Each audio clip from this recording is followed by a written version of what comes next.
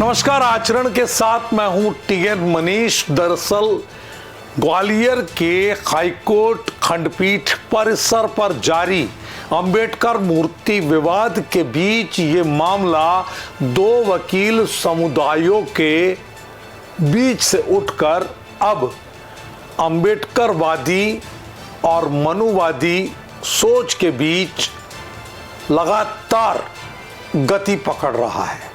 इस मसले पर एक पक्ष मूर्ति को लगाने के लिए पूरी तरह से अपनी ताकत झोंक रहा है, तो दूसरा पक्ष प्रक्रियागत तरीके से विरोध के बीच अपने आप को कानूनी और विधि सम्मत तरीके से परिसर के भीतर प्रतिमा की स्थापना का विरोध कर रहा है। इसी बीच में आजाद समाज पार्टी भीम आर्मी ने अपनी संभागीय बैठक की। इस बैठक में ऐलान हुआ कि 11 जून को ग्वालियर के फूलबाग मैदान में अंबेडकर महार रैली पंचायत के तौर पर होगी, जिसमें हजारों की तादाद में अंबेडकरवादी जुटेंगे। तो वहीं दूसरी तरफ इस संभागीय बैठक में हुंकार भरते हुए आजाद समाज पार्टी के नेता दामोदर यादव ने ऐलान कर दिया है कि अगर समय रहते प्रशासन और मूर्ति का विरोध करते हुए संविधान निर्माता पर गलत तरीके से अनर्गल टिप्पणी कर रहा एडवोकेट पक्ष अगर नहीं रुका तो भीम आर्मी और आजाद समाज पार्टी लगातार तगड़े जवाब देने के लिए तत्पर है। आप जानते हो कि ग्वालियर हाईकोर्ट परिसर के अंदर बाबा साहब की मूर्ति कानूनविद तरीके से लगाने का काम हमारे साथी कर रहे थे। वहाँ पे तथाकथित ऊंची जाति के लोग जो आज भी छोटी और बड़ी जाति की सोच रखते हैं, जिनको बाबा साहब के संविधान से नफरत है, जबकि रोटी उसी संविधान की बदौलत खा रहे हैं, उन्होंने बाबा साहब की मूर्ति का विरोध शुरू किया। और मुझे आश्चर्य है इस बात का कि आज भी वो लोग यहाँ शांति से बैठे हैं, उनके खिलाफ FIR नहीं हुई। हम ये मांग करने के लिए आए हैं कि बाबा साहब की मूर्ति को तत्काल प्रभाव से मध्य प्रदेश की सरकार लगवाए।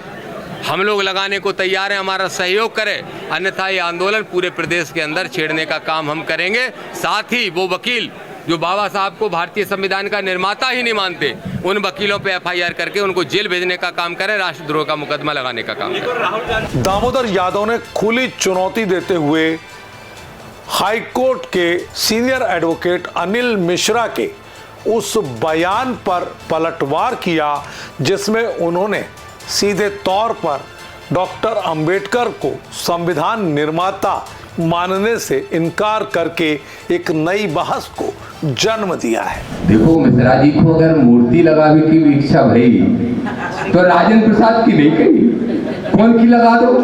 BN राव। सुन ले मिश्रा वकील, हम बहुत तमीज से पेश आ रहे हैं। नहीं जानते तो इतिहास पता कर लेना और समझ लेना, ऐसी चुनौतियां मत दो कि वो चुनौतियां तुम्हारे लिए तुम्हारे गले की फांस बन जाए। जबकि इस बीच संभागीय बैठक को संबोधित करते हुए यादव ने साफ तौर पर कांग्रेस सहित तमाम उन दलों को निशाने पर लिया जो अंबेडकर के संविधान को तो मानते हैं और समर्थन की बात भी करते हैं, लेकिन खुलकर समर्थन के लिए कोई भी मैदान में आना नहीं चाह रहा। उन्होंने राहुल गांधी की भोपाल यात्रा के पहले ये संदेशा भिजवाने का दावा किया कि अगर राहुल गांधी की पार्टी अंबेडकर को संविधान का निर्माता मानती है और कांग्रेस पूरी तरह से उनके साथ है, तो राहुल गांधी को ग्वालियर के मामले में सीधे तौर पर सामने आना चाहिए था। लेकिन राहुल गांधी ने हाथी के दांत खाने के और दिखाने के और वाली बात को चरितार्थ किया है।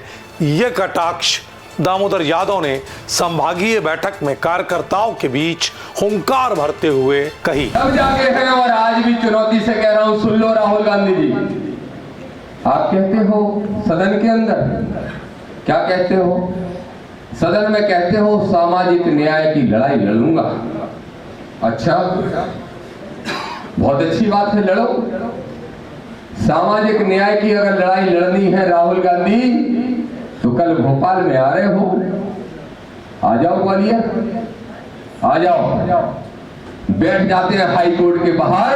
अगर तुम वास्तव में अम्बेडकरवादी सोच के हो तो आ जाओ मैदान में, नहीं तो वोट लेने के लिए गंदी राजनीति मत करो। रोज कहते हैं हम सामाजिक न्याय की लड़ाई लड़ेंगे, रोज कहते हैं राहुल गांधी जी कि जातिगत जनगणना कराएंगे, जातिगत जनगणना कराएंगे। अच्छा सुरेश भाई, बहुत साथ दिए तुमने कांग्रेस में, जरा बताओ, जातिगत जनगणना कराने की जरूरत ही नहीं है।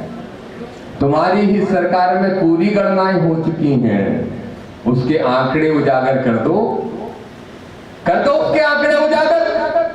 बहरहाल इस पूरे मामले में न्यायालयीन परिसर का मामला होने से अब न्यायिक प्रशासन को फैसला लेना है कि किस तरह से मूर्ति विवाद का एक सार्थक पटाक्षेप हो सके। लेकिन इस बीच में अम्बेडकरवादियों के साथ साथ अब एक नई बहस आ गई है कि आखिर संविधान का असली निर्माता कौन था, डॉक्टर भीमराव अंबेडकर या BN राव साहब, जो एक प्रमुख भूमिका में संविधान निर्माण के समय पूरी तरह अपनी विद्वता का लोहा मनवाते आए थे।